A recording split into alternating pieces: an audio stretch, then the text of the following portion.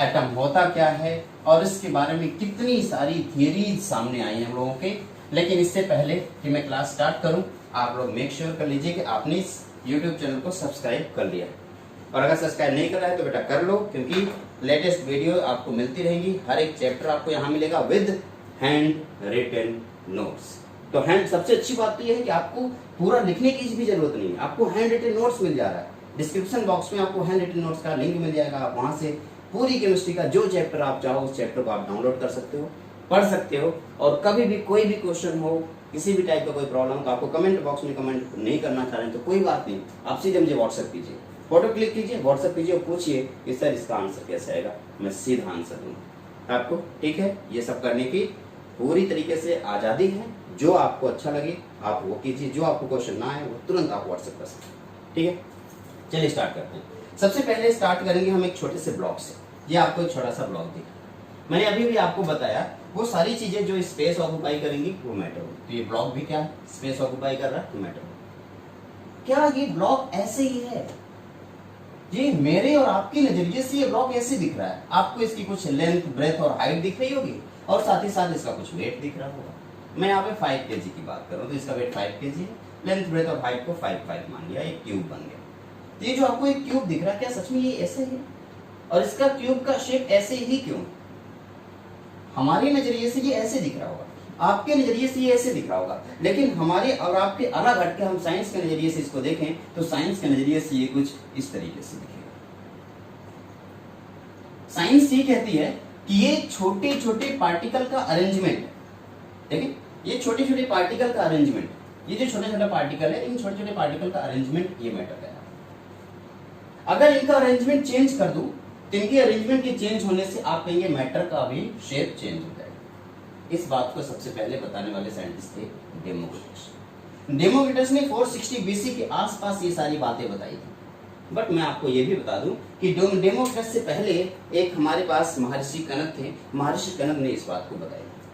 India के महर्षि कनक, India में उस टाइम पे एक ही लैंग्वेज चलती थी, संस्कृत, जिसे आप देवनागरी का नाम देते हैं। देवनागरी यानी कि संस्कृत लैंग्वेज में उन्होंने एटम के बारे में लिखा था कि मैं उसको हिंदी में ट्रांसलेट करके बोल रहा हूँ, पदार्थ की सबसे सूक्ष्मतम इकाई परमाणु कहलाती है। पदार्थ की सबसे सूक्ष्मतम इकाई परमाणु कहलाती है। इसी बात को डेमोक्रिटस ने कॉपी किया, चुराया और थोड़ा सा मॉडिफाई करके अपना थियरी दिया, और वो ये है, matter is composed of atom. इसी का हिंदी वर्जन होता है कि पदार्थ की सबसे सूक्ष्मतम इकाई परमाणु कहलाती है। ओके, तो matter is composed of atom, ये महर्षि कनक की बात। और उन्होंने अपना जो ऐड किया वो ये है, that can not be further divided. इन्होंने कहा कि एटम को फर्दर डिवाइड नहीं कर सकते। आप एटम को डिवाइड करने की कोशिश करेंगे तो एटम डिवाइड नहीं हो सकता, यानी कि atom is a non divisible particle. जो एटम भी थोड़ी देर पहले हमने डिवाइड किया था इलेक्ट्रॉन, प्रोटॉन, न्यूट्रॉन में, वो तो फाइनल बात मैंने आपको बता दी थी। लेकिन डेमोक्रिटस के according atom non divisible particle है, उसे आप डिवाइड नहीं कर सकते। मैं आपको बताऊं, ये उस टाइम की बात है, 460 BC के आसपास है। उस टाइम टेक्नोलॉजी इतनी नहीं हुआ करती थी, यानी कि आप अपनी बातों को रिकॉर्ड करके उसको एक सॉफ्ट कॉपी बना करके सेव करके रख नहीं सकते थे। इसलिए प्रूफ नहीं है तो फ्यूचर में लोग इनकी बात को मानेंगे नहीं। तो जब इनकी बात नहीं मानी गई तो इसका मतलब इनके इस थ्योरी को नकार दिया जाएगा, और नकार दिया जाएगा तो कोई दूसरी थ्योरी आएगी, दूसरी थ्योरी आएगी तो कौन देगा? मैं आपको बताऊं, शायद आप इस आने वाले साइंटिस्ट से बहुत ही अच्छे से फेमिलियर हैं। आपने 9th 10th में ये इनके बारे में सुन रखा है, जिनका नाम है जॉन डाल्टन। तो हम इस डेमोक्रिटस के एटॉमिक मॉडल को थोड़ा सा मॉडिफाई करेंगे और मॉडिफाई करके जॉन डाल्टन का एटॉमिक मॉडल पढ़ने वाले हैं। ठीक, तो जॉन डाल्टन ने अपनी जो एटॉमिक मॉडल दिया था, ठीक है, मैं आपको फिर से बता रहा हूँ, पहले महर्षि कनक ने मॉडल दिया, अपनी थियरी दी, उस थियरी को मॉडिफाई करके डेमोक्रिटस ने दिया, और डेमोक्रिटस की उस थियरी को मॉडिफाई करेंगे जॉन डाल्टन, और जॉन डाल्टन जो अपनी थियरी देंगे उस थियरी का नाम होगा atomic theory of matter in 1808। 1808 में इन्होंने पब्लिश किया था, और एटॉमिक थियरी था इसलिए इसका नाम पूरा पड़ा atomic theory of matter in 1808। John Dalton's atomic, इसे आप ऐसे बोल सकते हैं, John Dalton's atomic theory of matter. Matter के एटॉमिक थियरी के बारे में उन्होंने बताया। अच्छा, क्या सिर्फ किसी की चीजों को चुरा लेना या उसे मॉडिफाई करके लोगों के सामने रख देना, क्या यही एक मॉडल है अपने आप को फेमस करने का? यही एक तरीका है? जी, जब आप किसी की चीजों को चुराते हैं और उसको मॉडिफाई करते हैं तो उसको इस हद तक मॉडिफाई करना पड़ता है कि आप उन किसी जितने भी क्वेश्चन उठे उन सारे क्वेश्चन का आप जवाब दे सकें। तो हम जॉन डॉल्टन की उस एटॉमिक थ्योरी को देखेंगे, लेकिन देखने से पहले कुछ बातें मैं आपको बता दूं जो बहुत बहुत बहुत ज्यादा जरूरी है। वो क्या? वो ये है कि पुरानी थ्योरी मॉडिफाई होनी है। All atoms is composed of all matter is composed of atom. आपने पता है ना ये किसका थ्योरी है? मार्क्स का। which cannot be destroyed, you can also say which cannot be divided।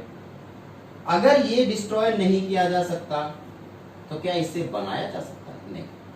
ये महर्षि कनद, ये डेमोक्रिटस और ये which cannot be made John Dalton. John Dalton ने अपनी थ्योरी को और बाकी दोनों की थ्योरी को मिक्स किया, निचोड़ करके एक खिचड़ी बनाई और ये लोगों के सामने रखा।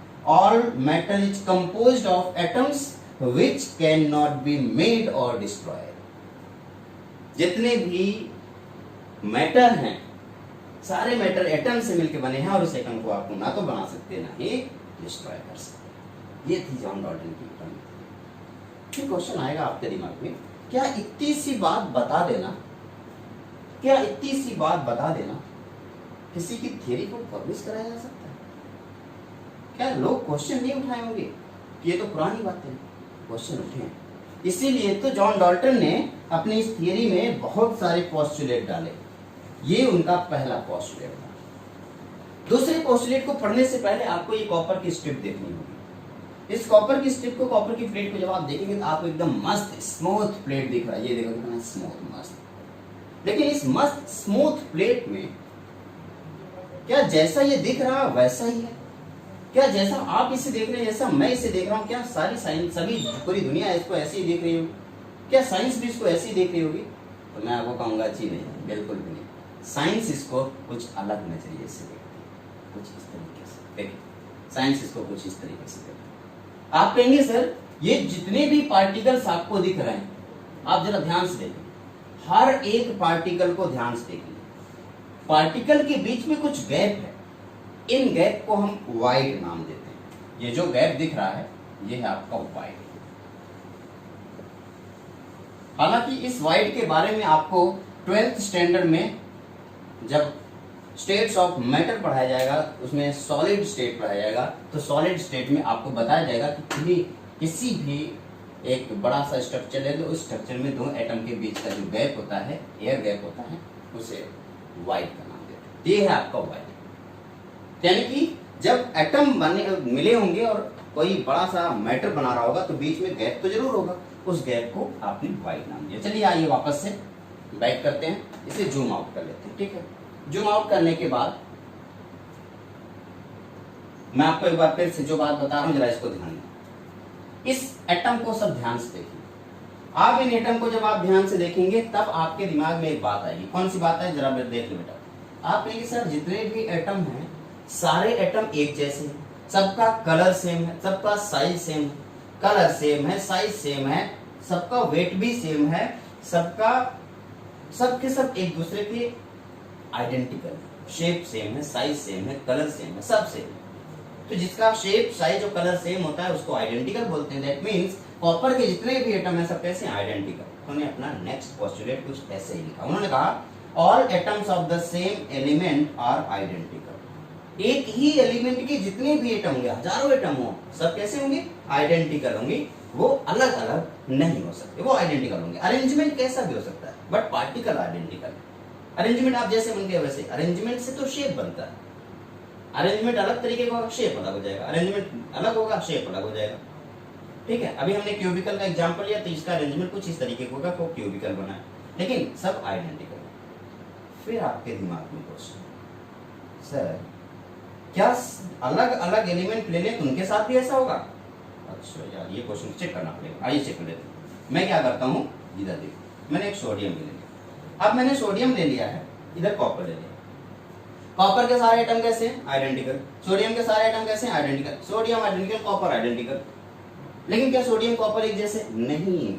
इसका मतलब ये हुआ कि कॉपर के सारे एटम आइडेंटिकल हैं, सोडियम के तो सारे एटम आइडेंटिकल हैं, बट कॉपर और सोडियम के एटम आइडेंटिकल नहीं है। दैट मीन्स एक ही एलिमेंट के सभी एटम आइडेंटिकल हो सकते हैं, but different element have different type of atoms. Different elements have different types of atom.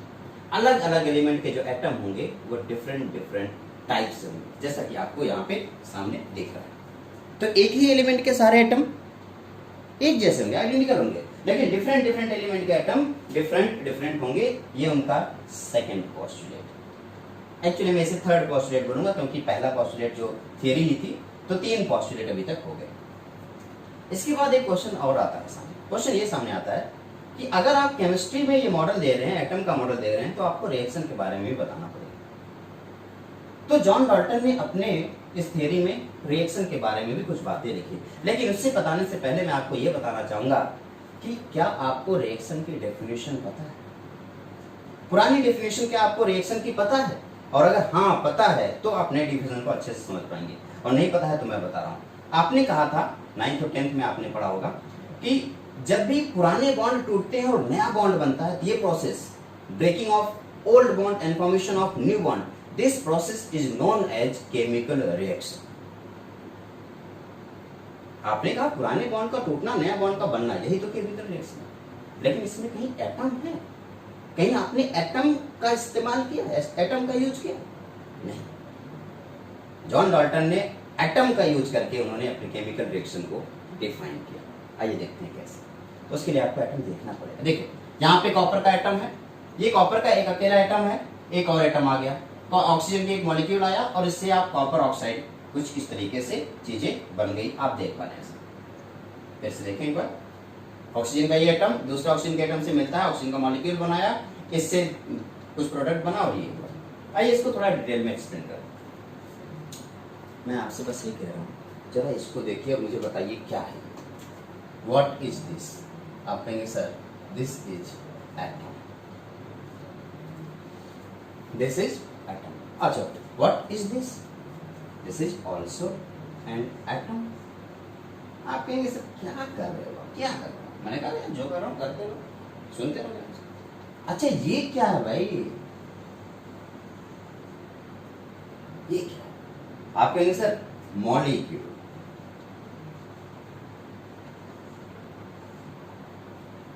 ठीक है मॉलिक्यूल, लेकिन क्या सिर्फ मॉलिक्यूल कह देना इसके लिए सही रहेगा? क्या सिर्फ मॉलिक्यूल कह दिया तो ये सही हो गया? नहीं है, क्योंकि ये मॉलिक्यूल 2 सेम एटम से मिलकर बना। तो कोई भी ऐसा मॉलिक्यूल जो सेम एटम से मिलकर बना होता है उसको होमो एटॉमिक मॉलिक्यूल बोलते हैं। ठीक, क्या हो गया? होमो एटॉमिक मॉलिक्यूल। ठीक, तो जरा इसको देखो और बताओ, क्या ये CuO एक मॉलिक्यूल है? जी हाँ। क्या CuO एक मॉलिक्यूल है? हाँ। क्या वो सेम एटम से मिलकर बने हैं? ना। तो क्या हो गया? अगर वो डिफरेंट एटम से मिलकर बने हैं तो डिफरेंट का मतलब होता है hetero. That means this is known as hetero atomic molecule.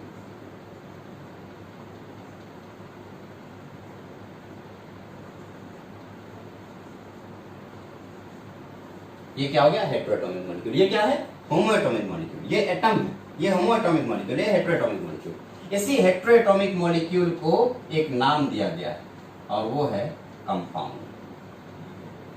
तो जहां कहीं भी हेट्रोएटॉमिक मॉलिक्यूल हो तो आप समझ जाएंगे वो हेट्रोएटॉमिक मॉलिक्यूल नहीं बल्कि कंपाउंड लिखा हुआ है। तो आप जो मन करे आप बोलो। आप अगर हेट्रोएटॉमिक मॉलिक्यूल बोल सकते हो तो आप हेट्रोएटॉमिक मॉलिक्यूल बोलो, आप अगर कंपाउंड बोल सकते हो तो कंपाउंड बोलो। ये तो आपके ऊपर डिपेंड करता है आप उसे क्या बोलना चाहते हैं। तो क्या हो गया? हेट्रोएटॉमिक मॉलिक्यूल या कंपाउंड। इसी बात को जरा आप सोच रहे होंगे सर इसमें आपने सब कुछ तो बता दिया, लेकिन अभी तक आपने ये तो बताया नहीं कि केमिकल रिएक्शन एटम से कैसे बनेगा। मैं आपको वही बताने वाला हूं। आपने कहा कि सर ये क्या है? एक होमो एटॉमिक मॉलिक्यूल है। मानता हूं ये होमो एटॉमिक मॉलिक्यूल है। इस होमो एटॉमिक मॉलिक्यूल का ये वाला एटम जब इस कॉपर के पास गया होगा और ये वाला एटम जब इस कॉपर के पास आया होगा, तभी तो ये कॉपर ऑक्साइड बना है, तभी तो ये कॉपर ऑक्साइड बना है। आपने कहा सर आपने कहा इसका मतलब ये हुआ हमने एटम का रीअरेंजमेंट कर दिया। बिल्कुल सही, आपने एटम का रीअरेंजमेंट कर दिया। जॉन डाल्टन की यही तो नेक्स्ट पोस्टुलेट है। क्या? Chemical reactions occur when atoms are rearranged.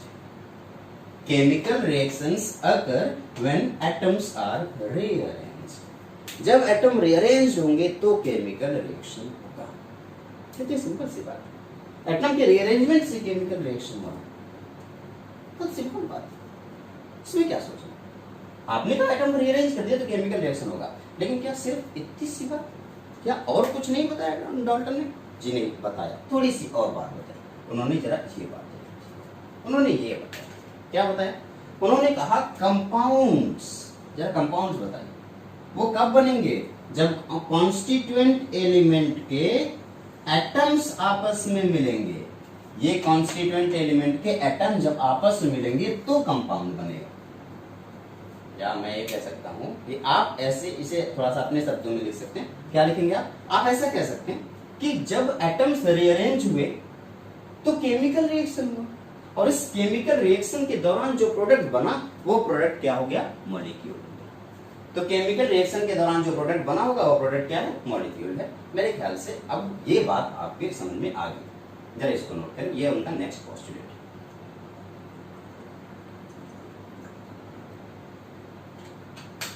सभी पोस्टुलेट आप नोट करते हैं।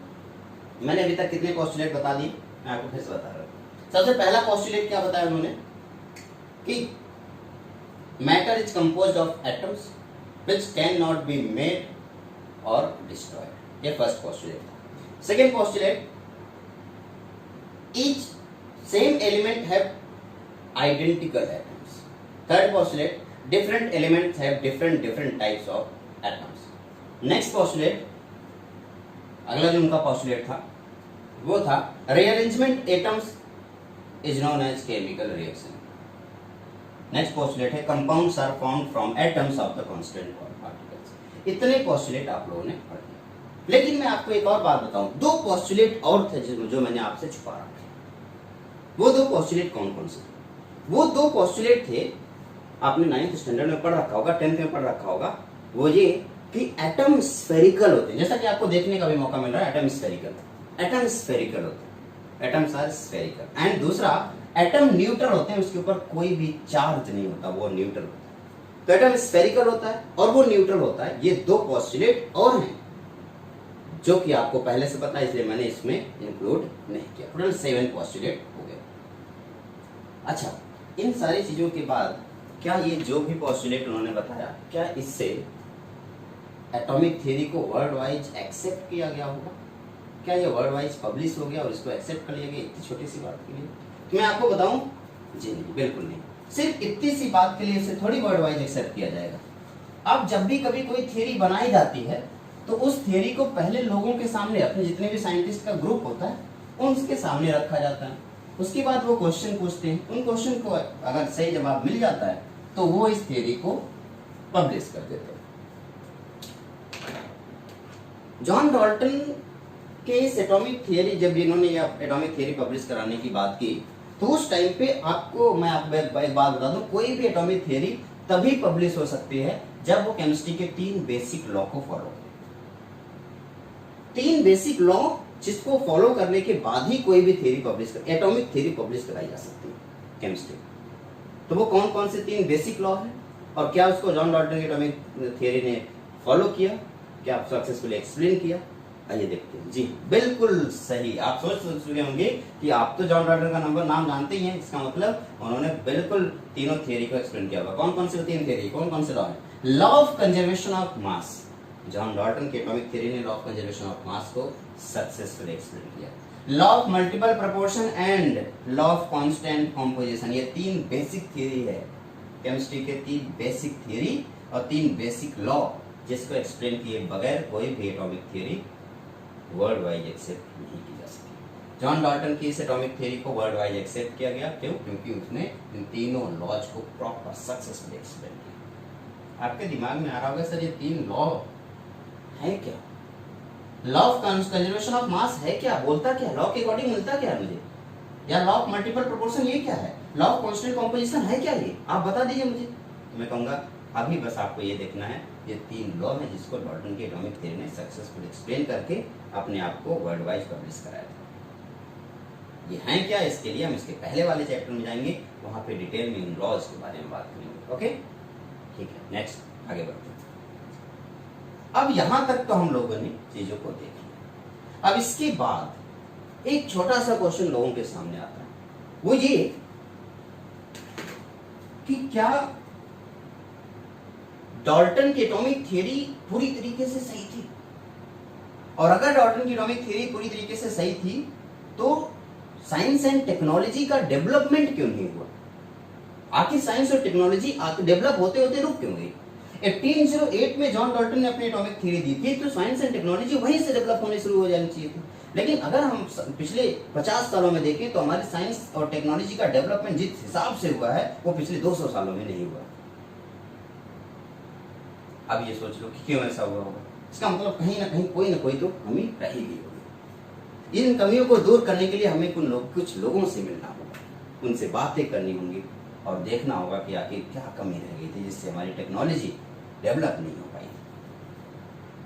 उसके लिए मुझे क्या करना होगा, आप सब लोगों को इमेजिन करना होगा एक टाइम मशीन। उस टाइम मशीन को इमेजिन कीजिए और उसके अंदर बैठ जाइए और बैठ करके आप चले जाइए पास्ट में, काफी दूर में आपको लेके चलूंगा। कहां तक लेके चलूंगा? 1808 से शुरुआत करूंगा। बहुत सारे स्टॉपेज आएंगे, उसमें से पहला स्टॉप होगा 1808 में, जहां हम जॉन डाल्टन से मिलेंगे और उनके एटॉमिक थ्योरी के बारे में बात करेंगे। हालांकि जॉन डाल्टन से मिल चुके हैं, उनके एटॉमिक थ्योरी के बारे में बात कर चुके हैं। नेक्स्ट स्टॉपेज हमारा होगा 1830 में, 1830 में हम रुकेंगे और 1830 में रुक करके हम माइकल फ्रेडे से मिलेंगे। माइकल फ्रेडे से मिल करके हम लोग क्या करेंगे, हम ये देखेंगे इलेक्ट्रिक नेचर ऑफ मैटर किस तरीके से उन्होंने बताया, उन्होंने इलेक्ट्रिसिटी कैसे बताया और उनकी उस इलेक्ट्रिसिटी की वजह से आज पूरी दुनिया कलरफुल है। सोचिए, वर्ल्ड विदाउट इलेक्ट्रिसिटी, बिना इलेक्ट्रिसिटी की इस पूरी दुनिया कैसी होगी? हर किसी के घर में मसाल जल रहा होगा, हर किसी के घर में दीपक जल रहा होगा, लालटेन जल रहा होगा, कोई टेलीविजन नहीं देख सकता, कोई मोबाइल नहीं चला सकता, एंटरटेनमेंट का कोई भी साधन नहीं है। मैं यहाँ पे पढ़ा रहा हूँ, आप वहां पे पढ़ रहे हैं, ये भी इलेक्ट्रिसिटी की ही देन है। ना इलेक्ट्रिसिटी होती ना ये सारी चीजें होती। यानी कि डेवलपमेंट की शुरुआत तो माइकल फ्रेडे ने इलेक्ट्रिसिटी देकर। हम इनसे मिलेंगे, माइकल फ्रेडे से मिलेंगे, उनसे बातचीत करेंगे और साथ ही ये देखेंगे कि उन्होंने किस तरीके से इलेक्ट्रिक नेचर ऑफ मैटर दिया। फिर यहां से 1830 से चलेंगे और 1879 में पहुंचेंगे, विलियम क्रूक से मिलेंगे।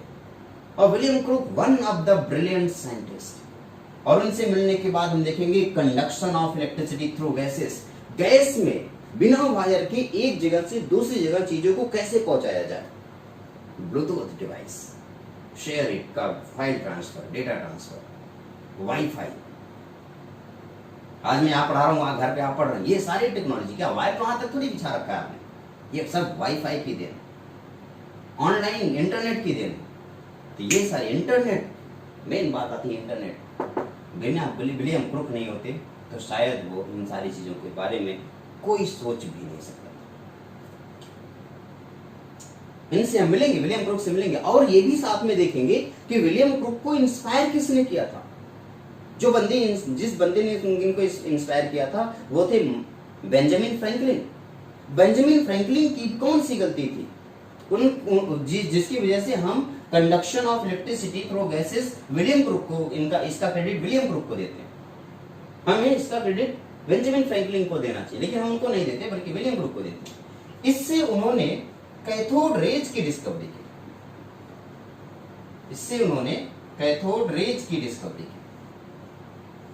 और साथ ही साथ ये भी देखेंगे कि आखिर उन्हें कौन सी कमी रह गई। जो कैथोड रेज की डिस्कवरी तो उन्होंने कर दी, बट कैथोड रेज की डिस्कवरी तो करने के बाद उसकी प्रॉपर्टी नहीं बता पाए, और उनका क्रेडिट 1897 में मार के लेके चले गए जे थॉमसन। जे थॉमसन ने आखिर ऐसा क्या कर दिया जो विलियम क्रूक नहीं कर पाए। उन्होंने कैथोड रेज की प्रॉपर्टी कैसे बताई, और साथ ही साथ जब उन्होंने कैथोड रेज की प्रॉपर्टी बताई तो उन्होंने इलेक्ट्रॉन की डिस्कवरी कर डाली। इलेक्ट्रॉन जिसकी डिस्कवरी का पूरा क्रेडिट विलियम क्रूक को जाना चाहिए था, उनके डिस्कवरी की पूरी क्रेडिट जे थॉमसन को कैसे मिली। साथ ही साथ हम बात करेंगे कि जे थॉमसन की इस प्रॉपर्टी देने से पहले, इलेक्ट्रॉन के डिस्कवर करने से पहले गोल्ड स्टीन ने एनोड रेज की डिस्कवरी की थी, बट उस एनोड रेज में कौन सी प्रॉब्लम आई, जिसकी एनोड रेज से उन्होंने प्रोटॉन तो डिस्कवर किया, लेकिन ये क्रेडिट उन्हें पहले मिलना चाहिए था। 1886 में उन्होंने ये एक्सपेरिमेंट किया था, बट ये क्रेडिट उन्हें इलेक्ट्रॉन खोजने के बाद मिला, यानी कि उनसे पहले इलेक्ट्रॉन जे थॉमसन ने डिस्कवर कर दिया। तो क्या कमी रह गई थी इनको, उसके बारे में बात करें। और साथ ही साथ हमें इसके बारे में बात करनी है कि जे थॉमसन ने ये जो भी चीज जो विलियम क्रुक्स से चुराया था, उसको उन्होंने इलेक्ट्रॉन की डिस्कवरी तो कर डाली, लेकिन इलेक्ट्रॉन के ऊपर चार्ज कितना है, मास कितना है, ये नहीं बता पाए, और उसका क्रेडिट लेके चले गए रॉबर्ट मिलिकन 1909 में। इन्होंने चार्ज ऑन इलेक्ट्रॉन की डिस्कवरी की कि इलेक्ट्रॉन के ऊपर नेगेटिव चार्ज तो है, और वही नेगेटिव चार्ज कितना है, इसके बारे में भी हम बात करेंगे। हम ये भी देखेंगे जिसकी वजह से इनको नोबेल प्राइज मिला।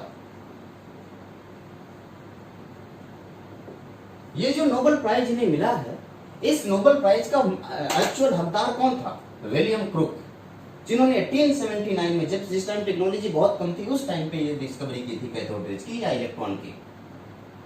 लेकिन उसका मेन जो क्रेडिट है वो उसका जो उसकी वजह से जो नोबेल प्राइज मिला है वो मिलिकन को मिला है, रॉबर्ट मिलिकन को।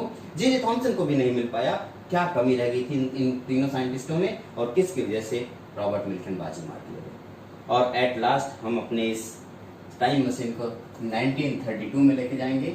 वहां पे हम मिलेंगे जेम्स चैडविक से, और उनसे मिलकर के हाथ मिलाएंगे, हाय हेलो करेंगे, और देखेंगे कि जाने अनजाने में उन्होंने न्यूट्रॉन की डिस्कवरी कैसे की। न्यूट्रॉन की डिस्कवरी वो करना तो नहीं चाह रहे थे, लेकिन अचानक से न्यूट्रॉन की डिस्कवरी कैसे होगी, इसके बारे में भी हम बात करेंगे। लेकिन नेक्स्ट लेक्चर में आप बने रहिए हमारे साथ। हमारे YouTube चैनल को लाइक करें, शेयर करें, सब्सक्राइब करें, ये बिल्कुल ना भूलें। और नेक्स्ट क्लास में हम ये आपको लेके चलेंगे 1800 वाट से लेकर के 1932 के इस लंबे चौड़े सफर पे, और हर एक साइंटिस्ट से मिलेंगे, उनके सारे एक्सपेरिमेंट को भी देखेंगे। तब तक के लिए आपको अपना ख्याल रखना। Okay, bye bye.